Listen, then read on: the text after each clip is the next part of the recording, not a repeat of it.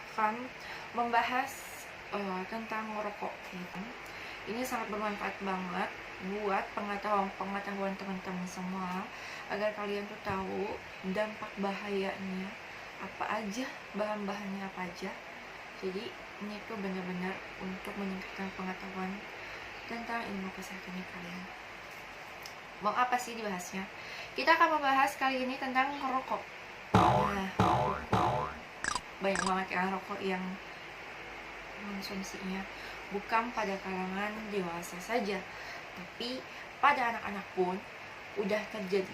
Bahkan anak TK udah merokok. Gimana nanti selanjutnya?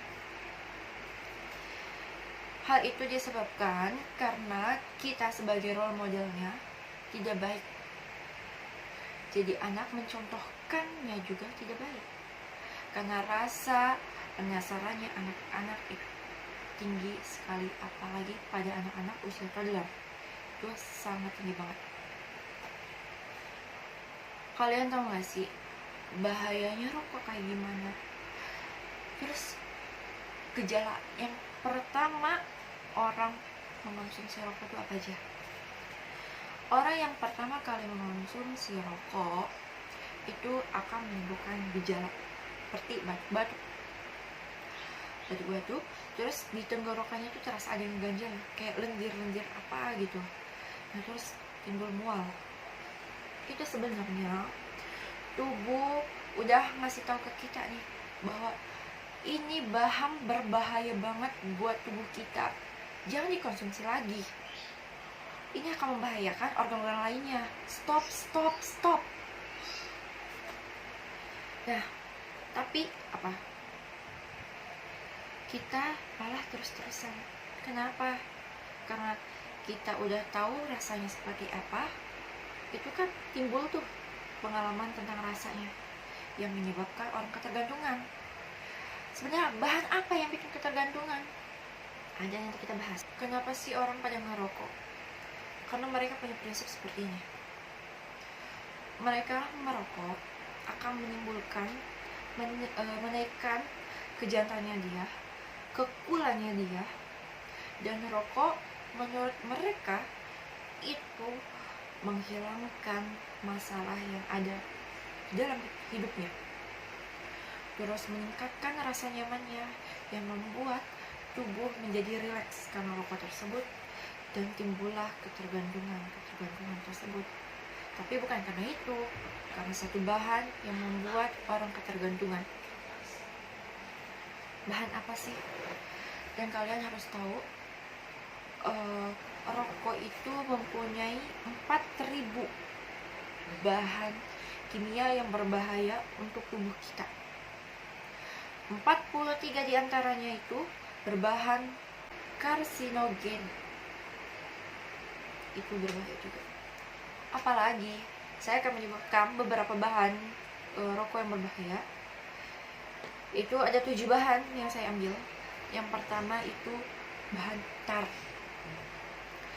Bahan tar itu yang menyebabkan kerusakan pada paru-paru, menyebabkan kanker paru-paru, menimbulkan penyakit diabetes mellitus, atau yang biasa disebabkan karena penyakit gula. Terus apalagi dari bahan tar? Jantung. Bisa menimbulkan jantung, dan dari jantung itu timbullah penyakit stroke, timbullah jantung koroner, dan menurunkan kesuburan pada wanita maupun pria. Lalu apalagi? Ini yang bikin kalian ketergantungan sama rokok, nikotin. Di nikotin itu ada zat adaptif dan zat antidepresan. Sebenarnya kalian tahu nikotin itu merusak kinerja otak kita, makanya otaknya itu terganggu, fungsi untuk berpikir itu terganggu karena zat itu, karena bahan nikotin tersebut. Lalu apalagi? Benzotin. Apa itu benzotin? Benzotin itu bahan untuk obat tetes dan obat telinga, dijadikan bahan rokok. Lalu ada metal klorid. Metal klorid itu untuk pencemaran logam. Bayangin, untuk pencemaran logam dijadikan bahan rokok yang masuk ke dalam tubuh kita, yang dihirup asapnya oleh kita, yang dihirup asapnya oleh keluarga kita, lingkungan kita, anak kita. Bayangin aja, apa timbulnya dari metal klorid? Merusak hati dan ginjal. Karena terlalu banyaknya bahan kimia yang masuk, kinerja ginjal itu meningkat, yang menimbulkan gagal ginjal. Lalu ada aseton. Aseton ini akan berbahaya jika dikonsumsi secara berlebihan. Sedangkan orang perokok, rokok pasif itu atau perokok aktif itu terus-terusan kan merokok. Jadi zat aseton yang masuk ke dalam tubuh itu berlebihan, yang menyebabkan tubuh menjadi keracunan. Lalu apa lagi? Bahan amino. Kalian tahu bahan amino? Bahan amino itu bahan bakar untuk transportasi yang dijadikan untuk bahan rokok yang masuk ke dalam tubuh kita, yang menyebabkan terbakarnya hidung kita, tenggorokan kita. Itu bisa merusak saluran pernafasan kita secara perlahan. Bayangin. Lalu apa lagi? Karbon monoksida. Karbon monoksida itu menurunkan oksigen dalam darah. Yang harus kalian tahu, jantung memompa ke seluruh tubuh, memompa darahnya ke seluruh tubuh, dan setiap darah itu mengikat oksigen-oksigen yang disalurkan ke semua jaringan-jaringan di dalam tubuh. Karena bahan-bahan dari rokok itu berbahaya, menurunkan kadar oksigen di dalam tubuh, sehingga jaringan-jaringan di dalam tubuh itu mendapatkan oksigen itu berkurang. Karena jaringannya kekurangan oksigen, jantung memompa semakin keras untuk memproduksi oksigen yang banyak, supaya si jaringan-jaringannya ini mendapatkan oksigennya secara maksimal. Nah, bahan-bahan tadi aja udah menimbulkan beberapa penyakit, udah merusak beberapa organ. Bukan itu aja yang timbul-timbul, tapi bisa menyebabkan iritasi pada mata kita, yang menyebabkan mata menjadi kabur. Lalu apa lagi? Ini, karena amino terbakarnya kan hidung dan tenggorokannya, lalu menimbulkan asma. Kenapa? Karena tertumpuknya dahak-dahak di dalam paru-paru, terganggunya saluran pernapasan, terus menyebabkan batuk-batuk secara berlebihan yang menimbulkan produksi dahak meningkat. Lalu gangguan pernapasan yang tadi saya sebutkan, yang lebih parahnya lagi bisa menyebabkan kematian. Apakah perokok bisa menimbulkan TBC? Bisa. Perokok tadi awalnya pula langsung terus merokok, batuk-batuk, dari batuk menimbulkan dahak, memproduksi dahak, terus lagi merasa sesak, jadinya batuk-batuk dan dahaknya itu meningkat. Tertumpuknya dahak di dalam paru-paru menyebabkan gangguan pada pernapasan yang menyebabkan TBC. Apa sih dampak rokok pada pria? Dampak rokok pada pria yaitu menurunkan kesuburan spermanya, menurunkan kualitas sperma, menurunkan produksi spermanya, terus merusak gerak dan bentuk sperma. Yang tadinya bentuk sperma harusnya seperti ini, jadi seperti ini. Pergerakannya yang kayak gimana sih yang bagus? Seperti ini. Kenapa? Dia kan berjalan menuju ovum, itu didorongnya oleh buntutnya. Karena rokok, buntutnya itu jadi jelek, kayak gitu bahasa umumnya ya. Terus dampak pada wanitanya apa? Dampak pada wanita timbulnya kanker, terutama kanker payudara dan kanker serviks. Kok bisa? Bisa Karena pada tubuh wanita tidak bisa memproses bahan-bahan kimia yang masuk ke dalam tubuh.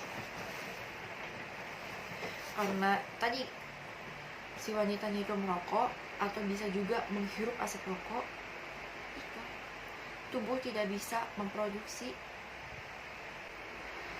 Karena itu tubuh tidak bisa memproses bahan-bahan kimia yang masuk, sehingga tubuh tidak bisa melawan sel-sel kanker di dalam tubuh pada wanita tersebut. Lalu apalagi dampak pada wanita, yaitu siklus menstruasinya tidak teratur. Gangguan kehamilan. Gangguan kehamilannya apa aja? Bisa terjadi komplikasi pada kehamilan, bisa menyebabkan BBNR, berat badan lahir rendah pada bayinya, bisa menyebabkan prematur, bisa menyebabkan keguguran, bisa juga menyebabkan kematian pada janinnya. Lalu apa lagi? Bisa juga meningkatkan asam lambung, menurunkannya kepadatan tulang. Bayangin tulang. Lalu apa lagi? Yaitu menurunkannya kesuburan pada wanita. Lalu dampak pada bayinya apa? Yaitu menyebabkan radang sinus, lalu terjadi meningitis, menyebabkan bayi tersebut atau anak tersebut mudah terserang batuk dan pilek. Kasihan kan? Ayolah, untuk kalian berhentilah merokok. Kalian kan udah tahu nih dampak-dampaknya apa aja. Kalau kalian sayang dengan keluarga kalian, lingkungan kalian, anak kalian, berhenti secara perlahan. Nah, buat teman-teman yang nonton ini, kalian bisa mengedukasi ke keluarganya. Emang para perokok itu tidak bisa berhenti secara total, butuh proses. Secara perlahan mereka harus berhentinya. Gimana caranya? Kalian mengedukasi tentang yang tadi saya jelaskan. Lalu kalian coba mengurangi rokok. Misalkan sehari kalian 12 batang, esoknya 11 batang, terus dikurangin. Insya Allah bisa.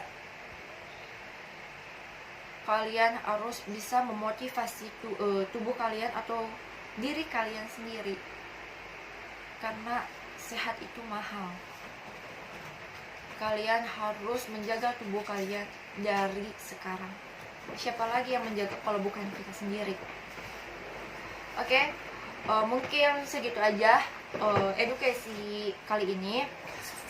Buat kalian yang mau saya membuat konten selanjutnya tentang edukasi kesehatan, kalian bisa komentar di bawah ini.